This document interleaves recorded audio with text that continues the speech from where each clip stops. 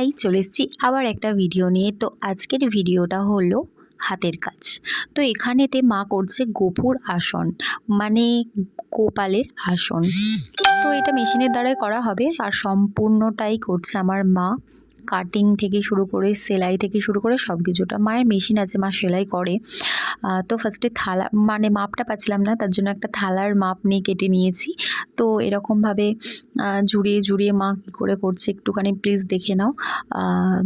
খুব সুন্দর করে আসনটা তৈরি করে দিয়েছে, কিন্তু এই আসনের ওপর একটা লেস বসবে, সেটা এখনও পর্যন্ত বসায়নি। আর তারপর একটুখানি কলকার কাজটা হবে, কলকার কাজটা করব আমি, মা আসনটা তৈরি করে দিচ্ছে কিন্তু কলকার কাজটা আমি তৈরি করব।